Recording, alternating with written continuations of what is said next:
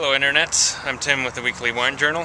I'm here with another fabulous episode with my friend Sandy, whom you might know from a previous episode. Hey everybody, look who I found.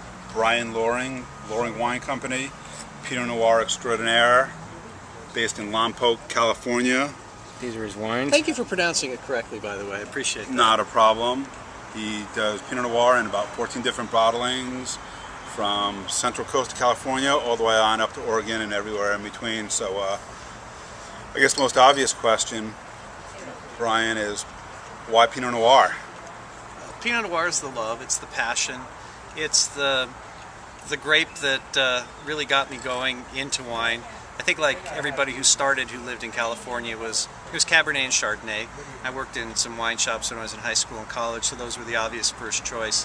But the one place I worked, the owners were really into Burgundies, and the first time I started drinking Burgundy and Pinot Noir, that was it. I was done. So after working through the wine shops and graduating from college, went out and started writing software, and then I had to start paying for all these great Pinots myself, so I couldn't afford Burgundy any longer.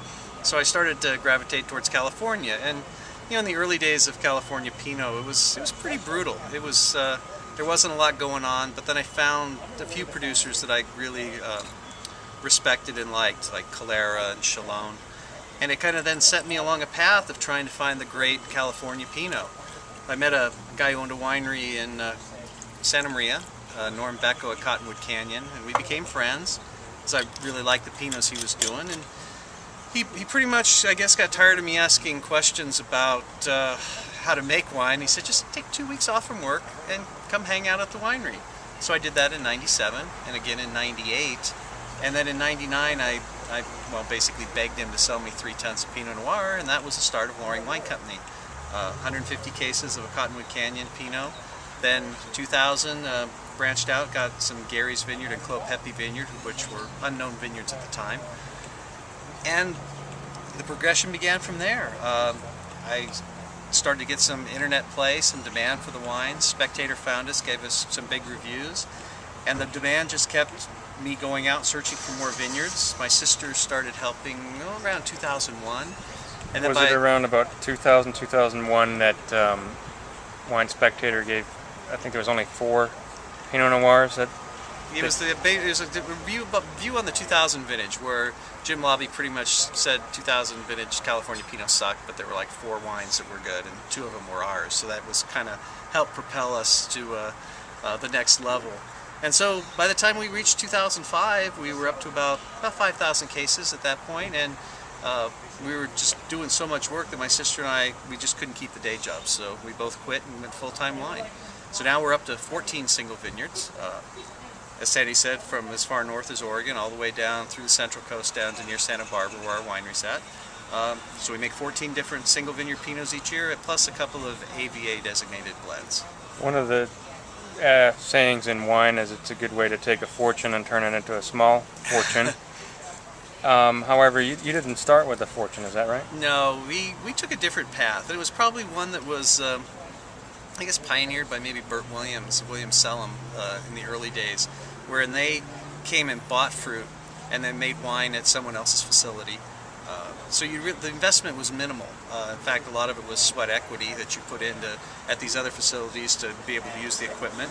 And we slowly grew. We didn't start off making 6,000 cases. The first year was 150.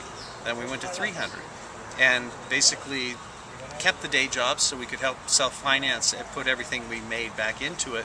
So it was really a business that created itself. We didn't come in with huge amounts of capital. And in fact, I think that you're seeing a lot of people that are doing that these days. It was the one that probably predated us, even after Burt Williams, that took it to the greatest success was Siduri, Adam and Diana Lee.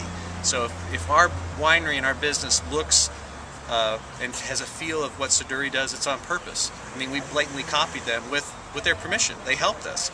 Adam mentored us along, and subsequently, because of that, we've helped other people get into the business. A few of our friends, Andrew Vingello, AP Vin, David Dane Smith, Dane Wines, Mike Pedrick, P2.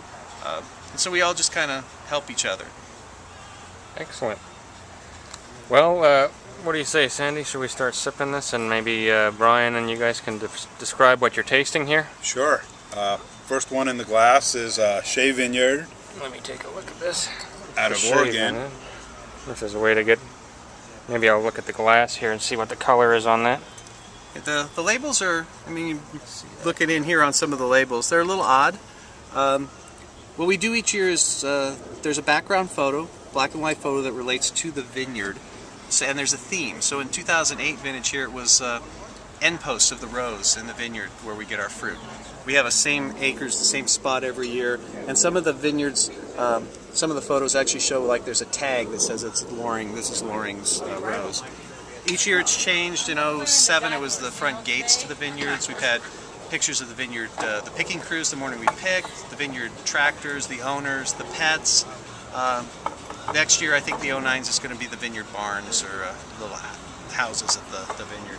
Just something that's a little design element to make it a little different, but always with the purple LWC stencil over it.